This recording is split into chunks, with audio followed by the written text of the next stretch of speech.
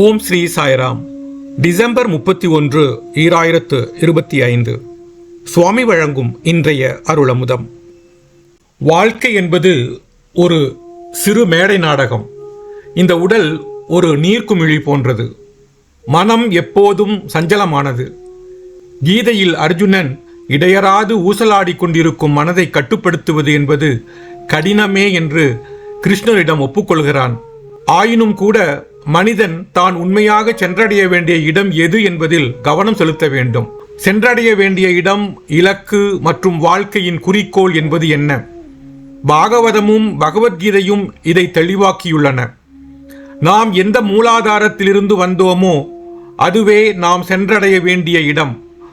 மனிதன் பிரகிருதியில் உலகின் செயல்பாடுகளில் சிக்கிக்கொண்டு இருக்கும் வரை அவனுடைய மனம் நிலையற்றும் ஊசலாடிக்கொண்டும் இருக்கும். வேத வாக்கான சோஹம், அவனே நான் என்பது சுவாசிக்கும் போது உள்ளிழுக்கும் மூச்சினால் எடுத்து காட்டப்படுகிறது. நீங்கள் அகம் என்று சொல்லி மூச்சை வெளிவிடும் போது நான் என்பதை விட்டுவிடுகின்றீர்கள். சோஹம் என்பது தனி மனிதனும் இறைவனும் ஒன்றே என்பதை பறைசாற்றுகிறது.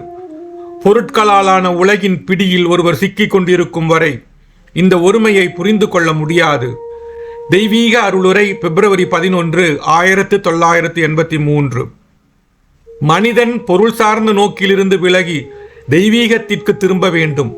உலகியலான விஷயங்களில் கொள்ளும் ஈடுபாடு தன்னை உணரும் வேட்கைக்கு இடமளிக்க வேண்டும் என்கிறார் பகவான் ஸ்ரீ சத்திய சாயி பாபா. ஓம் ஸ்ரீ சாய்ராம். ஓம் ஸ்ரீ சாய்ராம். ஓம் ஸ்ரீ சாய்ராம்.